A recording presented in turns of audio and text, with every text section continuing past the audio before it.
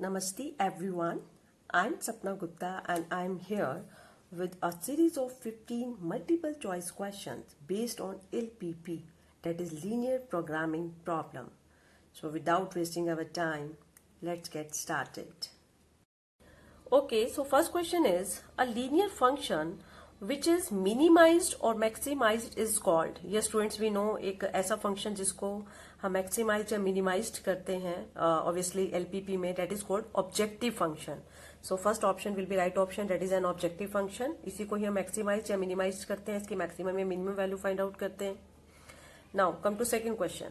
Objective function of a LPP is a constant होता है. A function to be optimized होता है. Optimised मतलब उसको मैक्सिमाइज करना या फिर मिनिमाइज करना. ऑब्वियसली बी ऑप्शन ही राइट रहेगा. A relation between the variables, no, none of these, no. Second option will be right because objective function क्या होता है एलपीपी में, a function to be optimised. वो फंक्शन होता है जिसे हम ऑप्टिमाइज करते हैं. मतलब ऑप्टिमाइज करना मतलब उसको मैक्सिमाइज और मिनिमाइज करना, उसकी मैक्सिमम या मिनिमम वैल्यू फाइंड आउट करना. Now come to third question. The optimal value of the objective function. Optimal value मतलब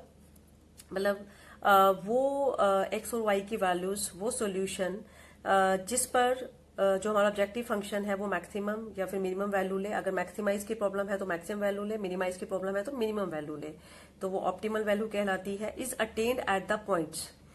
ओके, वो हमें किस पॉइंट पे अटेन होती है? Given by the intersection of in equations with axis only, or given by the intersection of inequations with x axis only. Third is given by the corner points of the feasible region. Obviously third option he right रहेगा क्योंकि LPP में सबसे पहले हम corner point method से जो feasible region है उसके corners find out करते हैं और उनमें से ही कोई एक जो corner point है उससे हमें ऑप्टिमल वैल्यू मिलती है. मतलब हमें पॉइंट मिलता है जिस पॉइंट पर फंक्शन मैक्सिमम या फिर मिनिमम वैल्यू लेता है. तो C option will be right option. Now come to next. Which of the following statement is correct. तो ये कुछ स्टेटमेंट्स हैं, पढ़ते हैं और देखते हैं इसमें से कौन सी ट्रू है. पहली है every LPP admits an optimal solution. हर एक लीनियर प्रोग्रामिंग प्रॉब्लम का एक ऑप्टिमल सोल्यूशन होता है. नहीं, ऐसा जरूरी नहीं है. कुछ प्रॉब्लम्स ऐसी भी होती हैं जिसमें हमारे पास फिजिबल रीजन नहीं आता, कुछ कॉमन पार्ट नहीं आता, तो नो सोल्यूशन भी होता है. Second, a LPP admits unique optimal solution. No, ये भी राइट नहीं है. जरूरी नहीं है कि हर एक लीनियर प्रोग्रामिंग प्रॉब्लम का एक ही सोल्यूशन हो, एक से ज्यादा भी आ सकते हैं.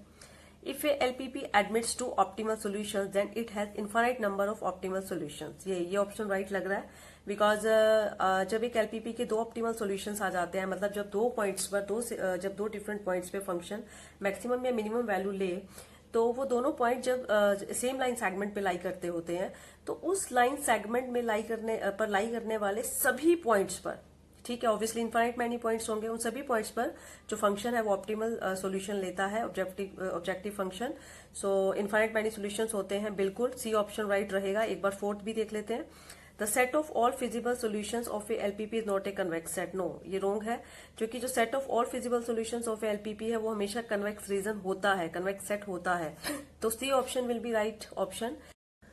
सो next question is yes, if the constraints in a linear programming problem are changed, then the problem is to be re-evaluated, solution is not defined, and the third option is objective function has to be modified, and the fourth one is change is ignored.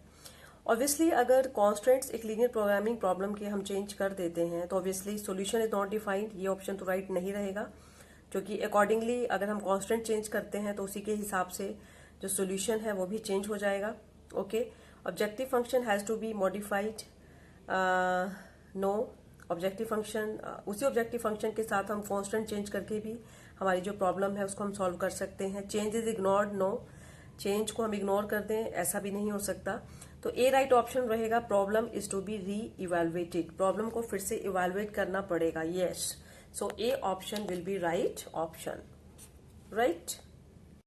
So next question is, the solution set of the inequation 2x plus y greater than 5 is half plane that contains the origin, open half plane not containing the origin, whole xy plane except the points lying on 2x plus y is equal to 5, and D option none of these. So देखें कौन सा option right होगा. देखिए क्योंकि यहाँ पास only greater है, equal नहीं है, तो ऑब्वियसली ओपन हाफ प्लेन बनेगा और चेक कर लेते हैं क्या ओरिजिन इसको सेटिस्फाई कर रहा है। देखिए अगर इसमें x की जगह 0, y की जगह 0 पुट करते हैं तो 0 ग्रेटर देन 5 आएगा, which is not true. So second option will be right option, that is open half plane. Open half plane बनेगा बिकॉज वहां पे इक्वल टू नहीं है। नॉट कंटेनिंग द ओरिजिन अभी हमने चेक कर लिया है कि ओरिजिन इसको सेटिस्फाई नहीं करता, so b option will be right option, right. Next, corner points of the feasible region for an LPP are. तो हमें एक जो लीनियर प्रोग्रामिंग प्रॉब्लम है उसका जो फिजिबल रीजन है उसके कॉर्नर पॉइंट्स गिवन है और ऑब्जेक्टिव फंक्शन भी गिवन है। हमें बताना है कि किस कॉर्नर पॉइंट पे मैक्सिमम वैल्यू होगी, किस कॉर्नर पॉइंट पे मिनिमम वैल्यू होगी, और फिर इन दोनों का डिफरेंस हमें फाइंड आउट करना है। सबसे पहले काम करते हैं, चारों पॉइंट्स पे जेड की वैल्यू फाइंड आउट कर लेते हैं। सबसे पहले वैल्यू ऑफ जेड एट 0,2। तो इस पॉइंट पे फंक्शन की वैल्यू क्या होगी, एक्स के प्लेस पे 0 रख दिया, वाई के प्लेस पे 2, 12 आ जाएगी। 3 0 पर put at the place of x 3, eight the place of y 0, तो 4 इंटू 3 12, y के प्लेस पे 0 रख दिया। Eight the place of x 6 put करेंगे, y के प्लेस पे 0 पुट करेंगे, तो 4 6 24, y के प्लेस पे 0 आ चुका है। And eight the place of x 0 put करेंगे, y के प्लेस पे 5 पुट करेंगे, तो x 0 y 5, ये 30 हो जाएगा। तो आप देख सकते हैं मैक्सिमम 30 है और मिनिमम 12 है, और 30 माइनस 12 दोनों का जो डिफरेंस हमें फाइंड आउट करना है, तो 30 माइनस 12 हो गया 18, तो D option will be right option. Next, a feasible solution of LPP must satisfy all the constraints simultaneously. Must be a corner point of the feasible region. No, no, no. Second option is not right. Need not satisfy all the constraints, only some of them. No, it is also not true. क्योंकि सिर्फ कुछ ही constraints को satisfy नहीं करना चाहिए. And all of above. No.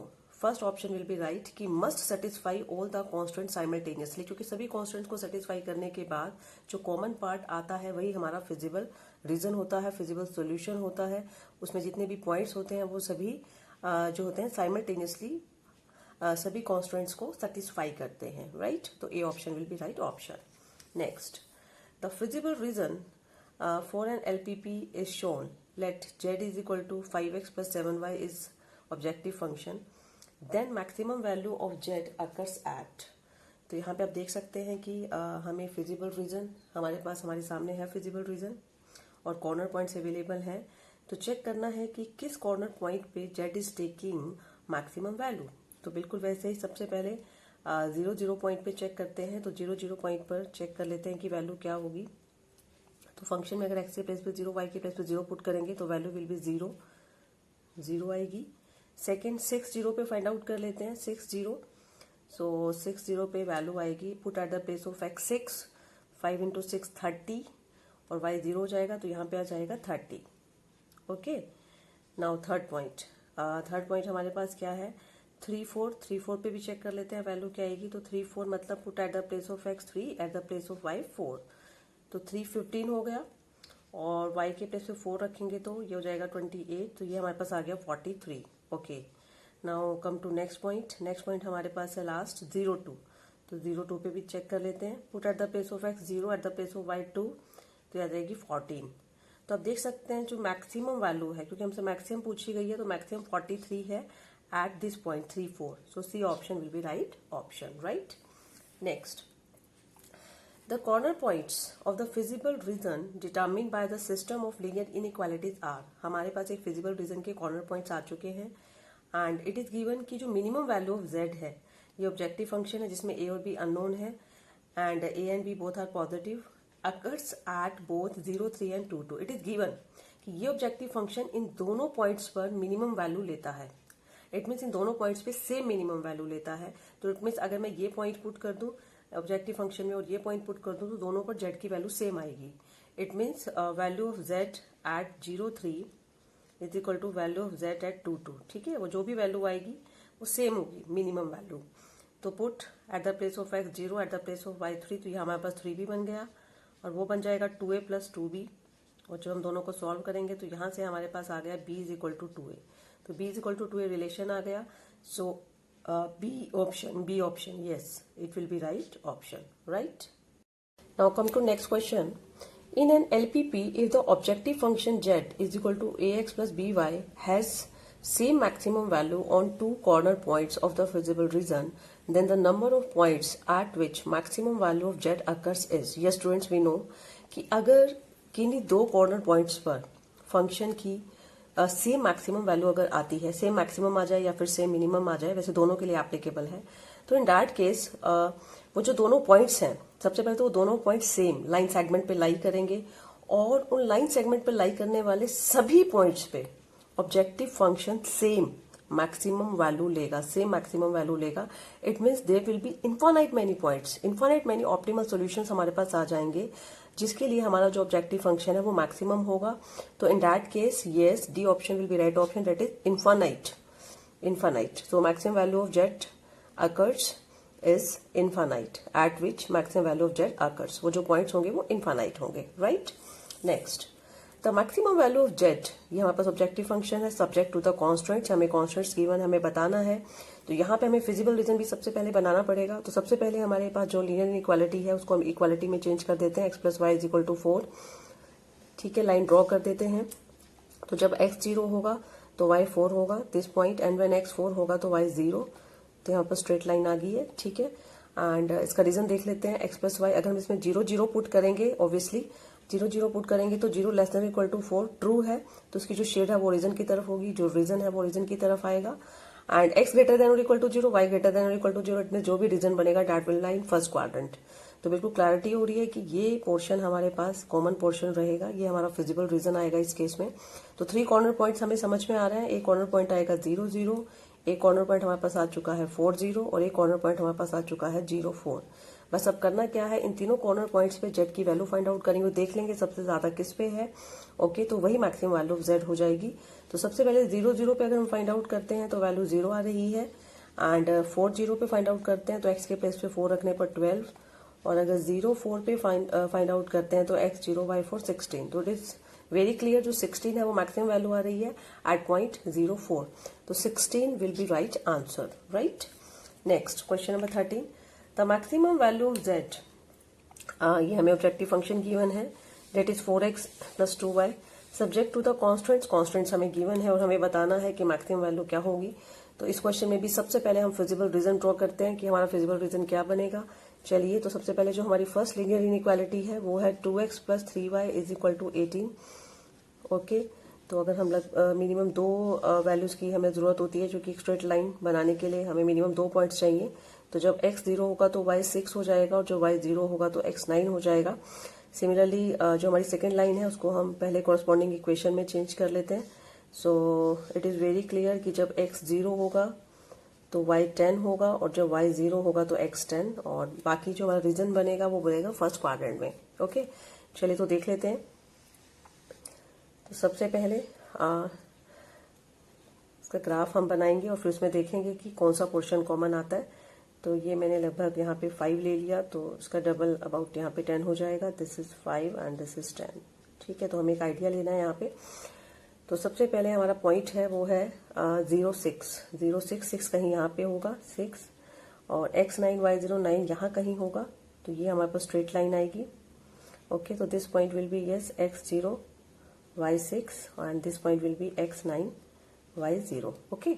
Now next x 0 to y 10 this point and x 10 तो y 0 this point, तो ये कुछ ऐसे हमारे पास लाइन आएगी, ओके। चलो अब देख लेते हैं कि पहले इनकी शेड्स चेक कर लेते हैं। देखिए फर्स्ट रीजन में अगर हम 0 पुट करते हैं, 0 0 पुट करते हैं, ओरिजिन पुट करते हैं, तो ये सेटिस्फाई कर रहा है, तो इसके मतलब इसकी जो शेड है वो ओरिजिन की तरफ रहेगी, मतलब इस तरफ आएगी शेड ओरिजिन की तरफ। एंड अगर मैं यहाँ पुट करती हूँ x 0 y 0, तो 0 ग्रेटर देन और equal to 10, no it is not true, तो इसकी जो शेड होगी that will be away from the origin, मतलब इस तरफ होगी। तो आप देख सकते हैं कुछ भी कॉमन पार्ट नहीं आया, no feasible region, it means no solution. तो ना तो मैक्सिमम वैल्यू ऑफ जेड 36 होगी, ना 40 होगी, ना 20 होगी, तो D option will be right option, that is none of this, क्योंकि कोई मैक्सिमम वैल्यू आएगी ही नहीं, क्योंकि कोई कॉमन पार्ट ही नहीं है, कोई फिजिबल रीजन ही नहीं है, कोई कॉर्नर पॉइंट ही नहीं आया, right. Now come to next question, yes. So let us see कि नेक्स्ट क्वेश्चन क्या है हमारा। Yes, the corner points of the feasible region for an LPP are, ये हमें कॉर्नर पॉइंट्स गिवन है, ऑब्जेक्टिव फंक्शन गिवन है, p और q यहाँ पे अननोन है। The condition on p and q so that maximum value of z occurs at 15 15 and 0,20 is, it is given कि जो ऑब्जेक्टिव फंक्शन है वो मैक्सिमम वैल्यू इन दोनों पॉइंट्स पे ले रहा है, मतलब इन दोनों पॉइंट्स पे सेम मैक्सिमम वैल्यू ले रहा है। इसके मतलब ऑब्जेक्टिव फंक्शन की जो वैल्यू उस पॉइंट पे होगी वही इस पॉइंट पे होगी। It means value of z at 15,15 is equal to value of z at 0,20, दोनों पे सेम वैल्यू लेगा। चलिए तो वैल्यूज फाइंड आउट कर लेते हैं। तो first of all value of z at 15, तो put at the place of x and y 15, तो it will be 15p plus 15q, and now value of z at 0,20, तो put at the place of x 0, at the place of y 20, to 20q. So 15p will be equal to 5q, and from here q is equal to 3p, so q is equal to 3p. Let us see which option is right. Q is equal to 3p. Yes, D option. So D option will be right answer. Right? Now, let us come to next question. So next question is, feasible reason of an LPP is always a type of polygon, concave polygon, convex polygon, none of these. Okay, so let us see which option will be right option. Yes, students, yes we know कि जो feasible reason है वो हमेशा एक convex reason ही होता है, convex polygon ही होता है। इट मीन्स उस रीजन में अगर हम कोई दो पॉइंट्स ले लें तो उन दोनों पॉइंट्स को ज्वाइन करने पर जो लाइन सेगमेंट बनेगा that will be completely lie in that region. So yes, जो फिजिबल रीजन होता है एलपीपी का that is always convex polygon, that is convex region. So C option will be right answer. Right, तो students एक series थी 15 MCQs की based on LPP. सो अगर आपको वीडियो अच्छा लगा तो उसको लाइक कीजिएगा, शेयर कीजिएगा और कमेंट बॉक्स में अपने कमेंट लिखकर मेरे से जरूर शेयर कीजिएगा। तो नेक्स्ट वीडियो में एक और नई सीरीज के साथ मिलूंगी। तो till next lecture, take care, thank you.